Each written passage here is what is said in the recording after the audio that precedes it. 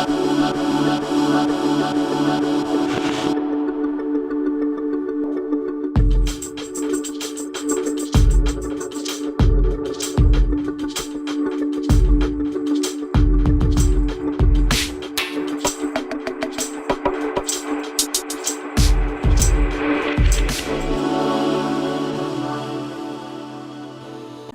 is absolutely a wonderful day to feel beautiful. Hello, welcome back to Talks Beauty with me, Sailor Mani. And me, Shanas. Dan sekarang gue lagi minum arang charcoal. Oh. Damn, she healthy or whatever. Apa sih gunanya untuk tubuh? I don't know, it's just sweet. I like sweet stuff. Aku suka manis-manis, aku suka cherry manis dan cowok-cowok manis gitu. Baiklah. Baju lo juga lagi manis. Manis banget ya. Ya ampun. Cutie pie baju. Manis banget ya, ada ontanya di sini. Wah, gue baru nyadar. Wow, Sahara. Damn, she a desert, but she ain't dry. Oh, you mean right. Okay. Yeah, sorry. Oh my god. Well, speaking of cute clothes, gue tuh dari dulu selalu merasa gue kesulitan kalau nyari baju di Indonesia. Why? Because of my size, girl. Like, she a thick bitch. Like, jadi gue tuh suka kesusahan. Jadi gue kayak kalau misalnya ngeliat majalah itu, gue langganan 2 majalah berbeda. Apa ya. aja? Itulah, boleh disebutnya mereknya, boleh lah, insya Allah. Kita punya Go Girl and Kawanku. Oh, paling tahu ya, Shermo. Iya, okay. Kayak suka banyak kayak spread fashion. Gue kayak lucu banget. Pas gue SMA tuh lucu banget. Terus kayak kalau misalnya gue ngeliat dia beli di mana, gue ke mall Bintaro Plaza, abis itu kayak lo salah kalau gitu sama.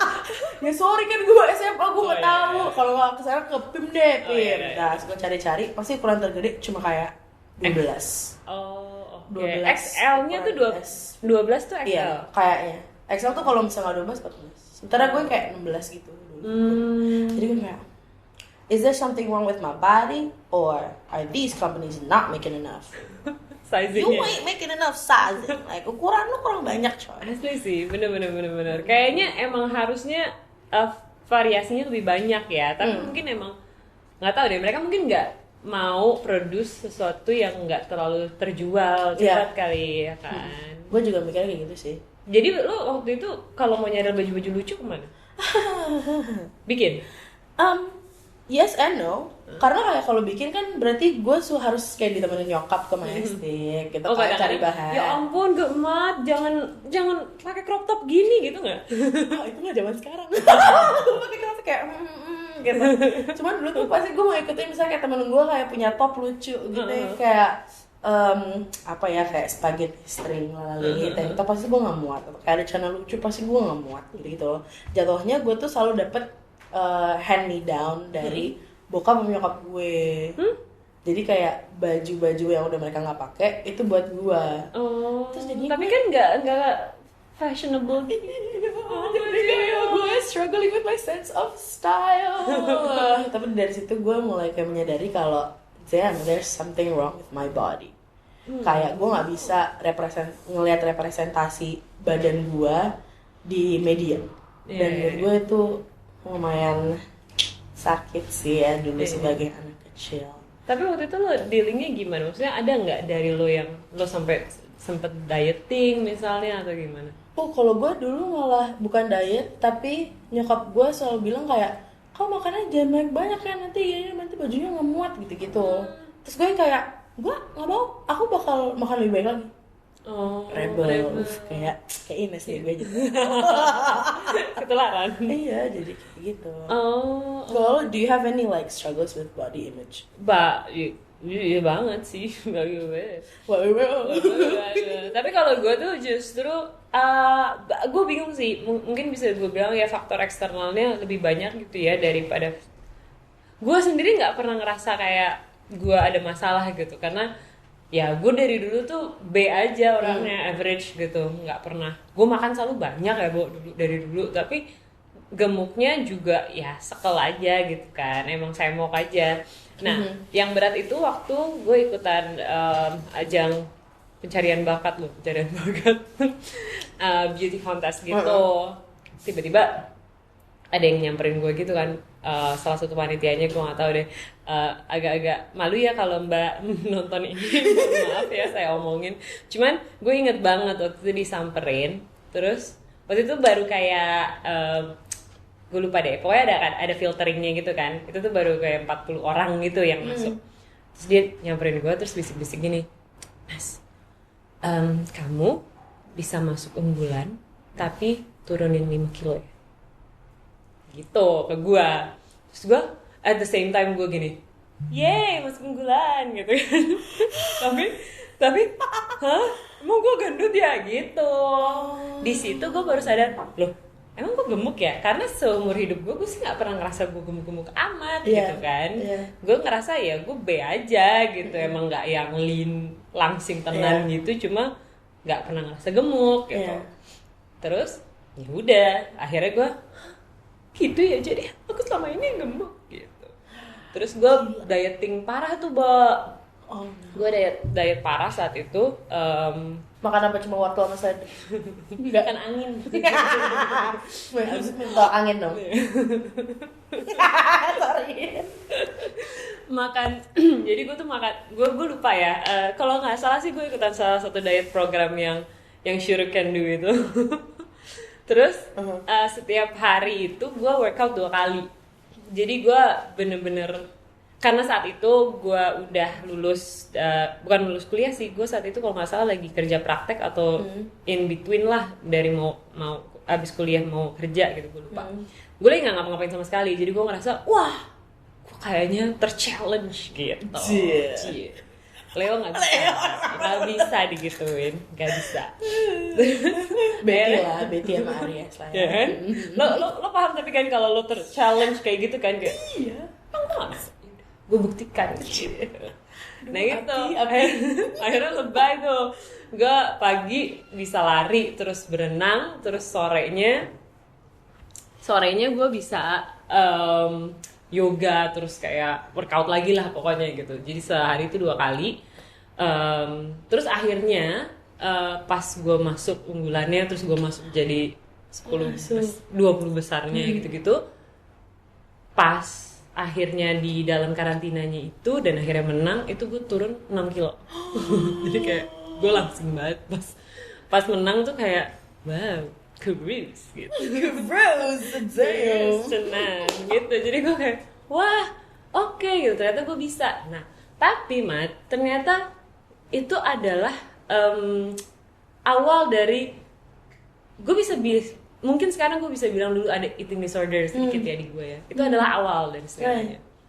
Jadi setelah gue menang itu, akhirnya kan ya udah gue bekerja di depan layar selalu gitu. Orang expecting gue berbadan langsing all the time gitu. Terus di TV juga nggak mungkin gemuk sedikit pun gitu, karena lo goyang-goyang terus kalau ada sedikit kan kelihatan gitu.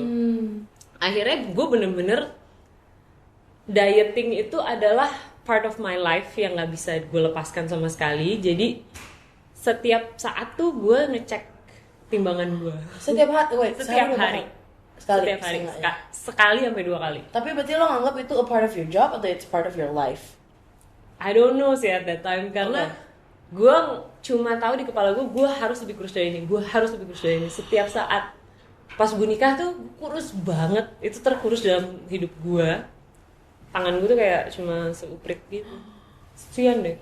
Terus ya gitu, dulu gue juga punya bos yang selalu ngeliat gue kurusin badan lo gitu. Jadi gue kayak ngerasa, oh berarti untuk survive di dunia audiovisual ini, televisi ini adalah gue harus kurus all the time gitu. Oh my God. Ya itu yang bikin gue abis itu bener-bener jarang banget makan. Makannya tuh my lordy. Gue yang slightly ya vegan on and off gitu. Tapi abis itu gue jadi pescatarian, abis itu gue vegetarian lagi. Terus kayak membingungkan sekali lah hidup gue saat itu. Oh my lord. Aneh banget cuy. Dan sampai pada momen gue tahu ada sesuatu yang salah sama gue itu ketika gue terus-terusan dieting. Dan di dalam diet tuh kan selalu dibilang oke, ada satu hari yang lo boleh punya cheat day gitu. Damn. And then Saturday datang Nasi Padang. Dan gue cheat day tuh. Sabtu adalah cheat day gue. Gue makan like there's no tomorrow sampai gue muntah-muntah. Lo literally binge Eating sampai gila, men. Sampai gue itu terjadi sama gue kayak lebih dari 3 kali. Belum keluar dari restorannya gue udah muntah-muntah, Bu. Jadi aneh banget deh, aneh banget. Bener-bener ngerusak hubungan lo dengan makanan banget ya. Gue nggak ngerasa makanan itu temen gue lagi, gue nggak ngerasa makanan. Ya ampun. Aduh aneh banget deh itu, tapi itu datang dari body shaming orang lain gitu dan akhirnya masuk ke dalam gue dan gue I allow it gitu loh untuk masuk ke dalam kepala gue. Tapi gue rasa lo bisa kayak allow that to happen karena ya somehow kalau misalnya lo melakukan itu lo dapat satu achievement. Ya nggak sih, karena kan kayak oh ya masuk unggulan nih, atau oh ya ini kan kerjaan lo. Kalau misal kesannya itu tuh kayak image of success gitu kayak, mungkin ya. Iya kan. Menurut gue it's so easy untuk dimanipulasi kayak gitu otak lo dan kayak jadi punya relationship yang sangat buruk dengan apapun itu, makanan, minuman. Kan banyak orang yang kayak alkoholik juga kan kayak gitu. Kalau gue nggak mabok gue nggak seneng. Jadi jatuhnya kayak shit, kasihan banget sih.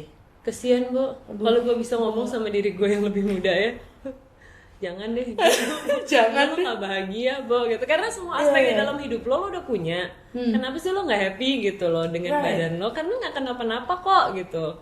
Dan baik-baik aja, lo sehat-sehat aja. Tapi pas gue dieting itu justru gue bisa kena flu gitu ya. Dan flu-nya tuh 3 minggu gitu gue nggak sehat-sehat. Karena kayaknya gue nggak memberikan nutrisi yang bagus buat tubuh gue gitu. Karena gue kasih gue hajar sama sayuran-sayuran yang nggak mungkin nutrisinya kurang. Seledri, bayam mana sih? Nah, seledri gitu ya.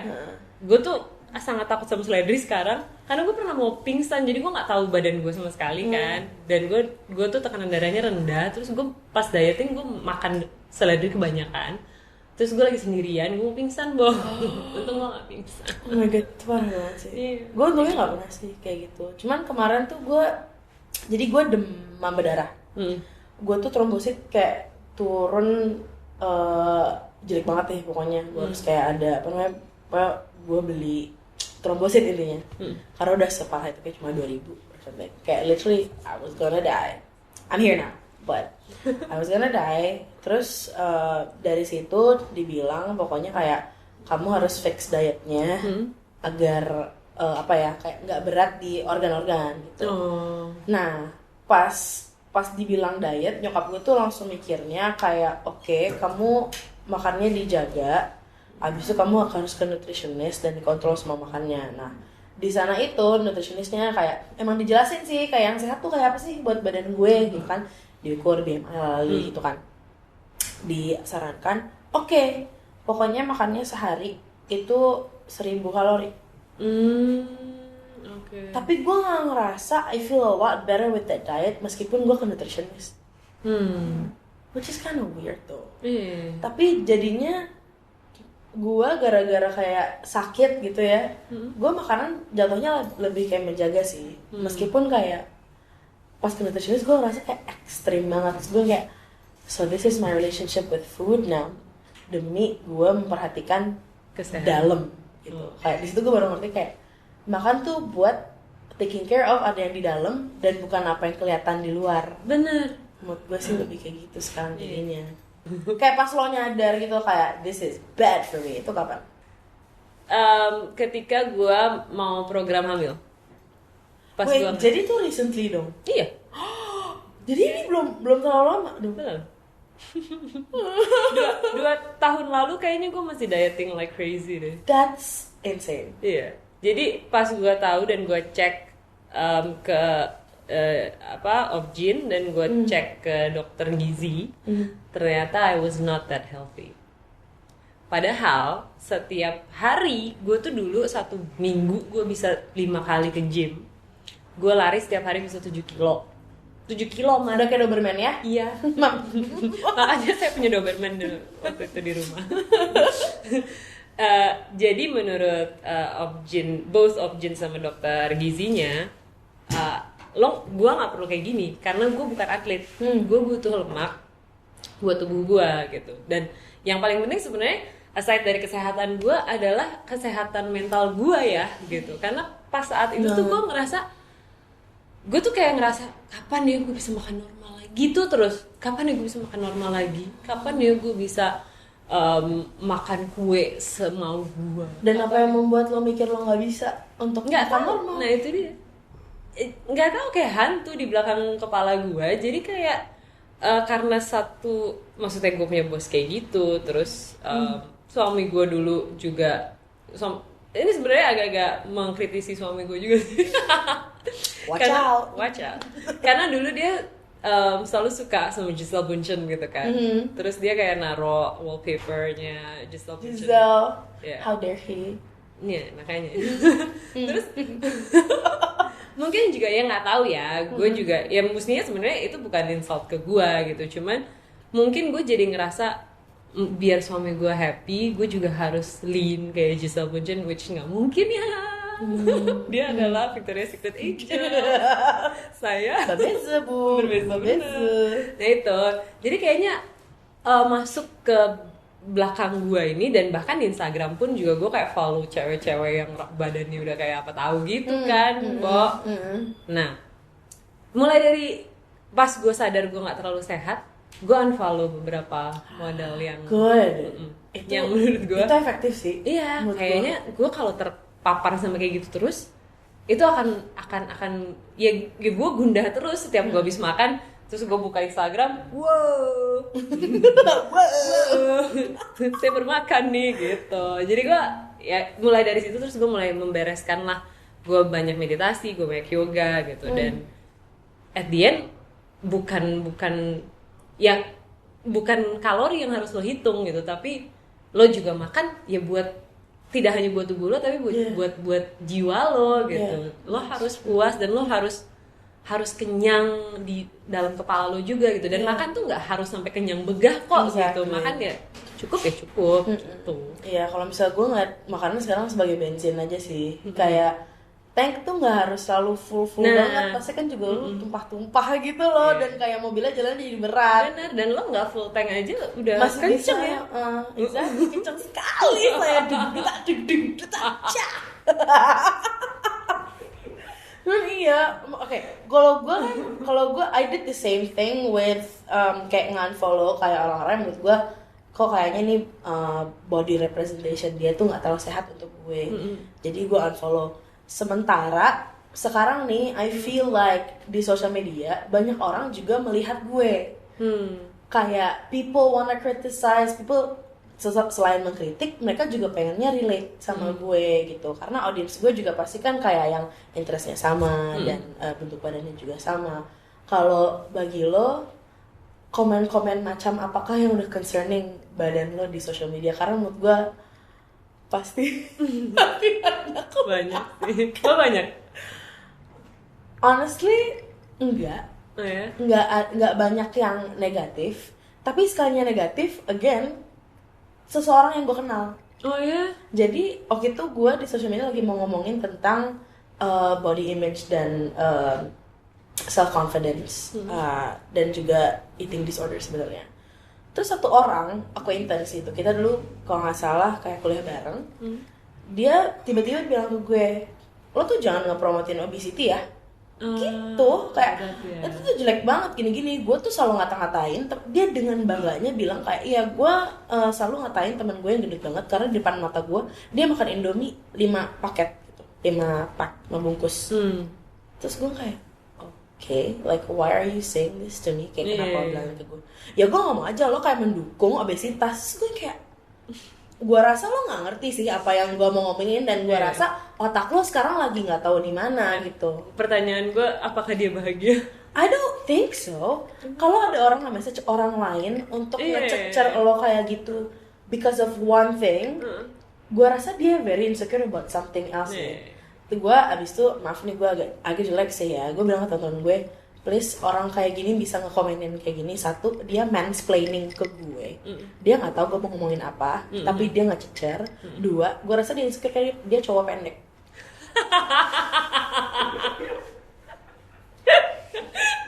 Oke. Maksud gue gitu loh. Kayak kayak with women, if it's about our weight, about our whatever, our makeup gitu. Kalau men sometimes it's about their height as well. Coba mana ada konfirmasi nggak? Kadang-kadang tuh ada. Jadi gue juga ngerasanya, lo insecure karena lo pendek. Sorry. Kenapa lo pengen pakai heels biar lebih tinggi? Nggak bisa karena toxic masculinity. Okay, sure. Karena nggak bisa diapa-apain, dia nggak bisa ngapain. Gitu. Kayak apa lo pakai gerang tiap hari? Gitu kayaknya nggak. Maksud gue, I mean you do you if you wanna do that. Jadi kayak datangnya tuh lebih kayak gitu. Meskipun nggak body shaming directly at me. Agak nyinyir gitu kayak, look at me, I'm so fit and you're not. And I'm like, look at me, I'm so secure and you're not. Gue pengen banget gitu-gituin orang-orang. Iya sih, tapi ya komen susahnya kan kalau misalnya kita ngomongin sosmed ya, emang kita ngomong sama general gitu loh, sama orang banyak gitu. Dan ya kalau gue sih sebenarnya lebih banyak yang komen-komen yang gemukannya gitu, yang gitu. Terus yang hard itu adalah ketika gue habis melahirkan masih gemuk, yang gitu-gitu loh. Kayak gue baru melahirkan cuy. Tolong Anda pernah nggak hamil? Anda pernah nggak gaining 16 kilo dalam waktu hampir 10 bulan dan push a baby out of your something? Vagina. Obviously. Enggak. Tapi ya kalau aku kan sesar dari sesar, stomach. Ya intinya menurut gue ya nggak perlu kayak gitu loh, karena ya beda-beda aja, stage hidup orang juga beda-beda. Gue kan nggak harus ngejelasin kok, gue tuh habis hamil ya, gitu kan? Ya nggak perlu juga, ya kan?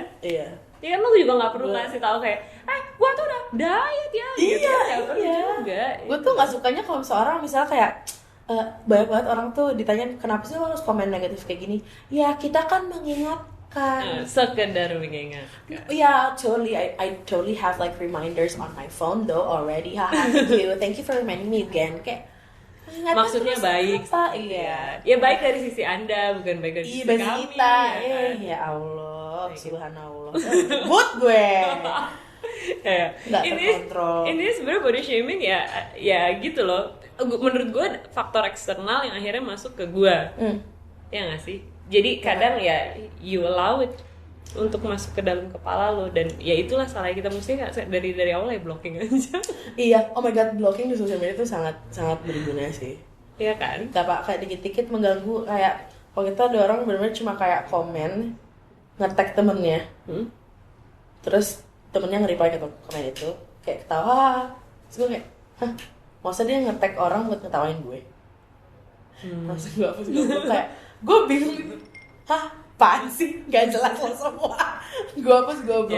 Gak penting gitu loh. Gue juga kesel banget.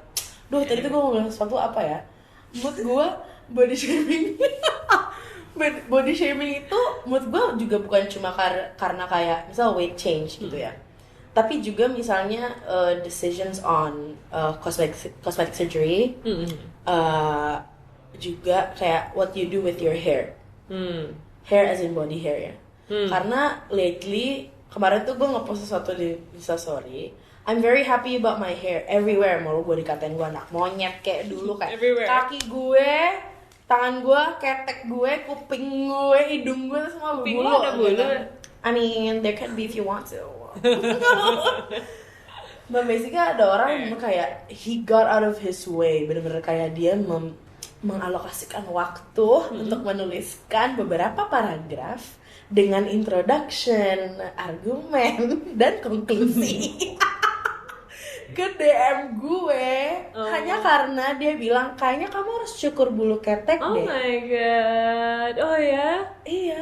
Emang lu bapak gue gitu? Bapak gue aja kagak peduli ya Allah gitu loh. Gue kayak, oh wow, you really care about me.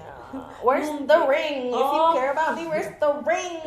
Where's the apartment? Where's the car? Kayak seenggaknya. Mungkin dia nggak hanya mau menghidupi lo, tapi mungkin dia terapis di salah satu wax ya kan?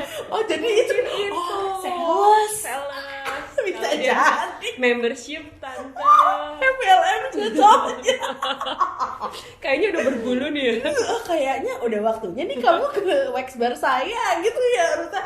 Tapi tapi sayangnya tidak gitu. Setengahnya I would appreciate a poster kayak lagi ada sale 17-an nih misalnya atau apa kayak gitu loh, tapi tidak ada. Jadi gue kayak setelah membaca semua itu gue cuma reply-nya NO hati warna merah.